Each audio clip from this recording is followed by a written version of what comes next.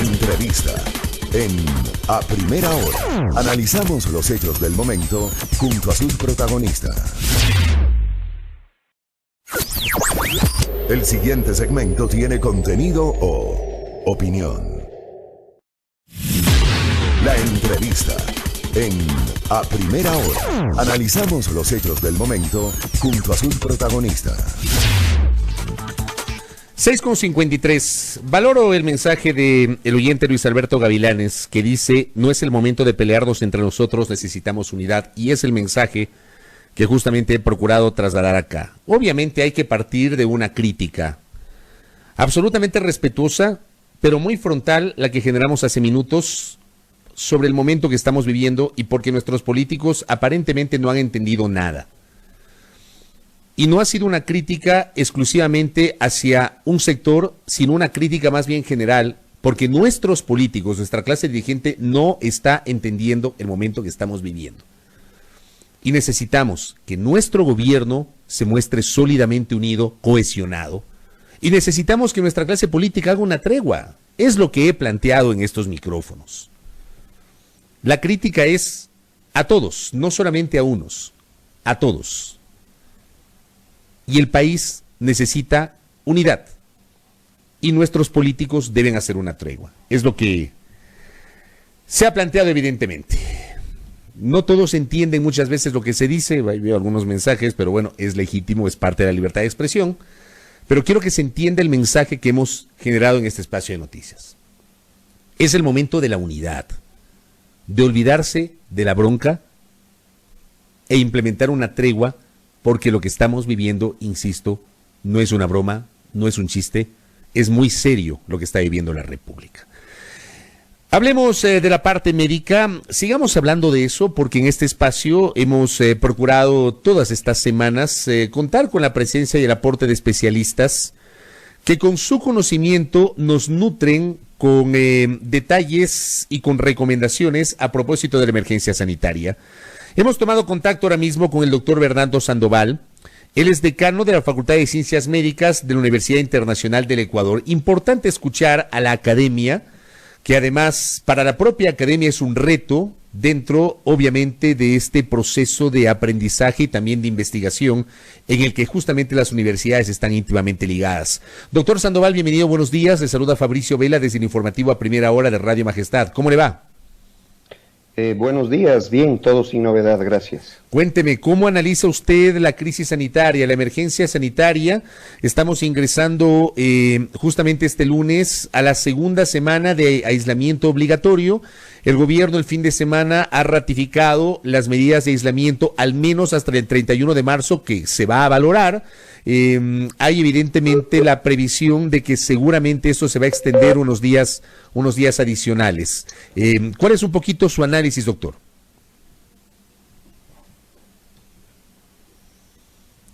¿Qué pasó con el doctor? Bueno, ahí lo tenemos. Dele, doctor, dele. Gracias. Y es descomunal como unidad, no. Le repito, la crisis es descomunal y como la humanidad no ha visto desde la pandemia.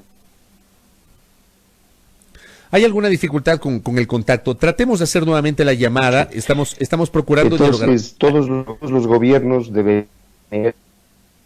Hagamos nuevamente la llamada. Colguemos esa llamada y hagamos nuevamente la llamada con el doctor Bernardo Sandoval. Él es decano de la Facultad de Ciencias Médicas de la Universidad Internacional del Ecuador. ¿Alguna dificultad? Hagamos nuevamente la llamada justamente para conversar con nuestro invitado. Recordar, y era parte de la inquietud que le hicimos al doctor, recordar que este fin de semana el Comité de Operaciones de Emergencia COE ha ratificado la vigencia de las restricciones, ha insistido que está suspendida la jornada laboral al menos hasta el 31 de marzo, ha reiterado la necesidad de que se mantenga el teletrabajo. Lo tenemos de nuevo al doctor. Doctor, ¿nos escucha? Sí, cómo no, buenos días. Ahora sí, parece que hubo algún problema. Le escuchamos, por favor, tenga la gentileza. Decía yo que la humanidad no ha visto un problema de esta envergadura desde 1918, poco más de un siglo, y frente a esto, evidentemente, las naciones deben tomar medidas extraordinarias para superar la crisis.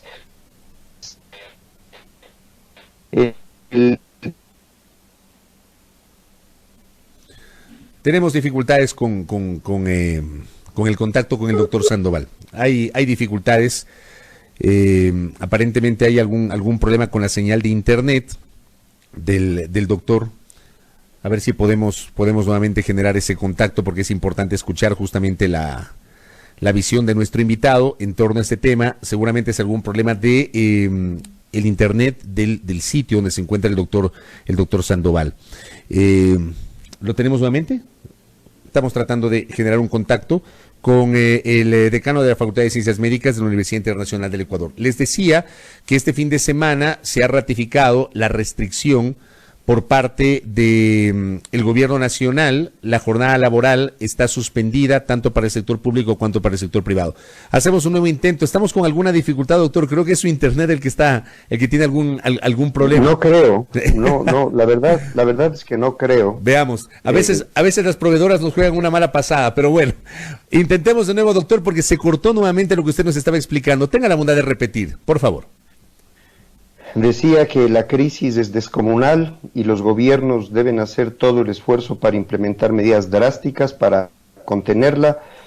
Sin el apoyo ciudadano esto no va a funcionar, y mientras no haya conciencia plena por la ciudadanía de que el asunto tiene extraordinarias proporciones, no va a haber solución. Si es que la ciudadanía no está comprometida con la solución, no importa qué medidas implemente el gobierno, no va a haber un freno al desarrollo terrible de la pandemia.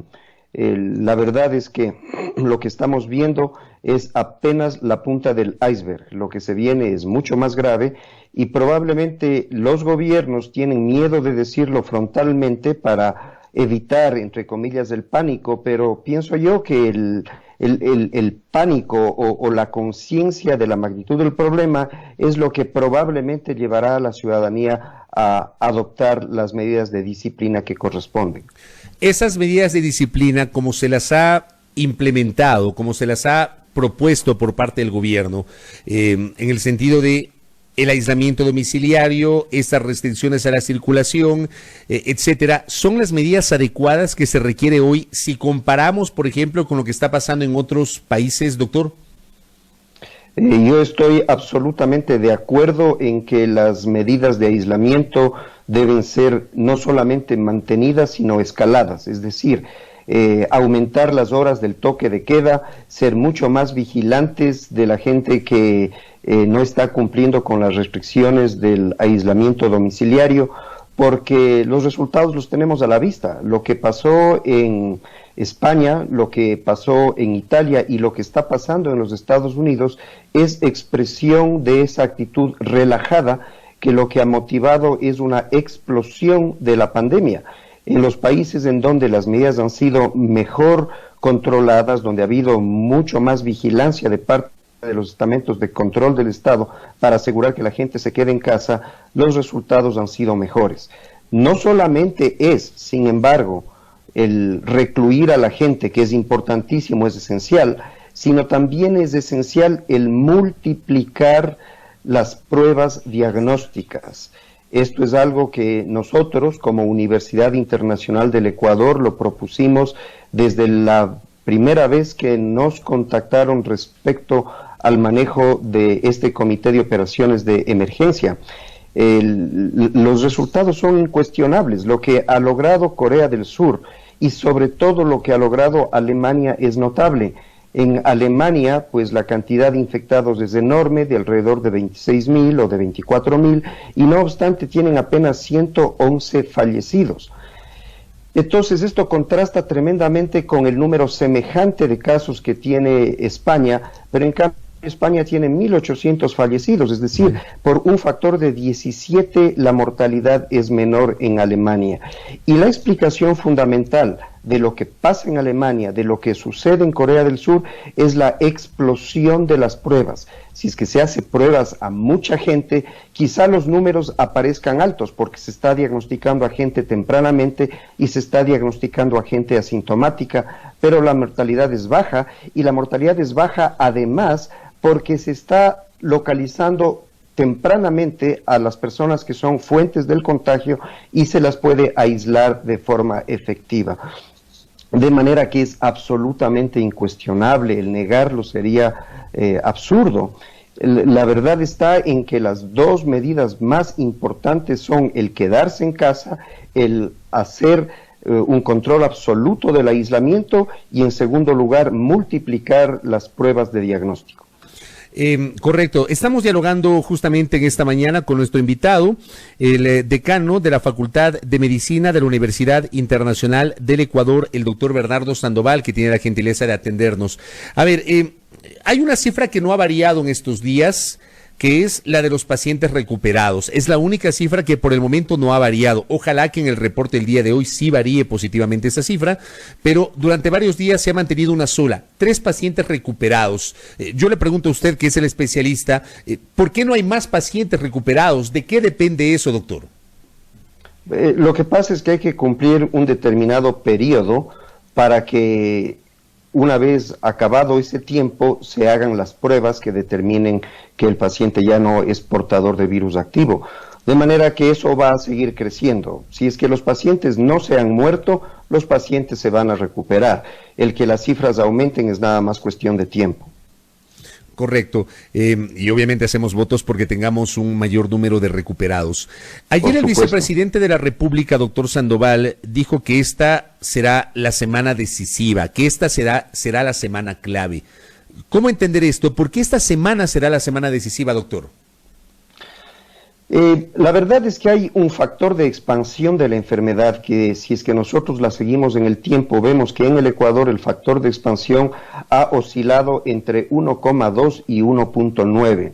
Es decir, que un individuo estaría en determinados periodos contagiando a 1,2 personas o a 1,9 personas. En promedio estamos en aproximadamente 1,5. Si es que nosotros en esa curva vemos que la tendencia es a que el factor de expansión se mantenga en 1,2, 1,1, 1, 0,9, pues estaremos en buena forma. Pero si es que por el contrario el factor de expansión es 1,2, 1,3 o llegaría en el peor de los casos a 1,9 que ya tuvimos en alguno de los días, esta radicalidad de la expansión, el problema sería mayor. Entonces, el comportamiento de la curva, el comportamiento del número de nuevos casos respecto del número que existía en la contabilización anterior, es determinante para poder proyectar cuál será la gravedad del problema. Hoy por hoy, si es que nos mantenemos optimistas, es decir, con un factor de expansión de 1,2, tendríamos para el 31 de marzo aproximadamente 4.800 casos. Esa sería una cifra más bien optimista. No quiero hablar de la pesimista porque es una cifra muy alta, pero si es que nos mantenemos con la cifra optimista de 4.800 contagiados y de aproximadamente 90 fallecidos, estaríamos relativamente bien. Si es que las cifras van por encima de esto, pues la preocupación debe ser todavía más intensa porque el panorama no es bueno. Y evidentemente, si es que el número de casos al final del mes de marzo sería menor de 4.800, pues hay alentadoras razones para creer que la situación está siendo razonablemente controlada. Doctor, quisiera que nos explique y que a través suyo la audiencia pueda conocer y nosotros también esto de las fases. Entiendo que estamos en esta fase que se denomina de infestación, me parece que es la fase 3, 2 o 3, no estoy seguro, le traslado a usted la inquietud de esta presencia del coronavirus COVID-19 en el Ecuador. ¿Qué significa esta fase de infestación? Bueno, es una fase de comunicación interpersonal en donde ya no es posible atribuir solamente a los contactos, es decir, a la importación de casos. Siempre los gobiernos se preocupan de decir este no es un caso local, es un caso importado, pero en la práctica no importa, sea local o sea importado, el efecto es el mismo. Evidentemente los primeros casos que se dieron en el Ecuador fueron importados, el primer caso vino de España, pero ahora ya la comunicación es entre personas ecuatorianas y el momento en que ya la expansión comunitaria del virus ha calado, pues ya no podemos estar con estos temas de que el virus es importado. Ahora pues entre ecuatorianos nos estamos contagiando el virus, y mientras más irresponsables seamos al no cumplir con lo que se nos señala, quedarnos en casa, la expansión del virus va a ser mayor. Entonces es esencial el mantener estas medidas que el gobierno ha señalado. Hay que ir escalando las medidas. Yo creo que no solamente está muy bien el que se permita la salida de gente de acuerdo al número de cédula para hacer compras, sino con el tiempo habrá que implementar todavía más severas, indicando grupos etarios y números de cédula que permitan a las personas comprar en un determinado momento. Entonces cada persona sabrá que si tiene que salir a comprarlo, puede hacer solamente el día jueves entre las 11 y las 2 de la tarde, pues habremos contenido todavía más el afán de compra de víveres por parte de la población. Además de que hay un desborde de preocupación en el sentido del desabastecimiento, porque no hay tal desabastecimiento ni habrá, porque ya el gobierno lo ha dicho, la evidencia está ahí, de que siempre vamos a estar abastecidos, de manera que eso es importante. Muy bien, lo último, doctor, a propósito de una inquietud que nos acaba de enviar un oyente, que claro, sí le pido a usted, que es el especialista, nos ayude a desmitificar esto. Nos pregunta un oyente si el virus ya está en el ambiente. Explíquenos, por favor, esa parte. Sí, bueno, esto se ha exagerado un poco. La verdad es que se creía que el virus estaba en el suelo o estaba en los objetos, o solamente estaba en posibilidades de ser contagiado si es que alguien le estornudaba directamente o le hablaba directamente, y las gotitas de saliva pues eran inhaladas por la persona que estaba a una proximidad menor a 1,5 metros. La verdad es que no es así. Ya hay estudios absolutamente confirmados que demuestran que las partículas virales, los virus, pueden permanecer en el aire hasta por 3 horas. Es decir, vamos a suponer un ejemplo. Hay un individuo en una habitación con otro individuo cercano, pero no en contacto directo, digamos a 10 metros de distancia. Un individuo estornuda o tose. Esas partículas quedan en el ambiente hasta por 3 horas, de manera que alguien que se acerque al individuo y respire puede inhalar esas partículas. Pero evidentemente, mientras más grande es la habitación, o si es que las ventanas están abiertas, hay mayores posibilidades de que se desvanezca el virus, porque para poder contagiarse también se necesita una determinada carga viral.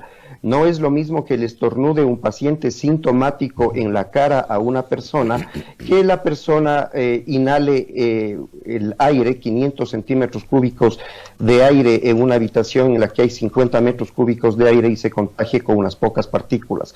Entonces la magnitud de la infección va a ser diferente, pero desde luego es real que las partículas del virus pueden estar en el aire hasta por 3 horas. Correcto. Doctor, gracias por el tiempo. Valoro su gentileza, mejoró muchísimo la transmisión. Valoro su gentileza y obviamente estaremos reencontrándonos seguramente en el futuro para seguir conociendo sus aportes. Ojalá que esto pase y pase en el menor tiempo posible. Gracias, doctor, por la gentileza. Buenos días. A las órdenes. Al doctor Bernardo Sandoval, nuestro agradecimiento. Él es decano de la Facultad de Ciencias Médicas de la Universidad Internacional del Ecuador. 7 de la mañana con 11 minutos en A Primera Hora.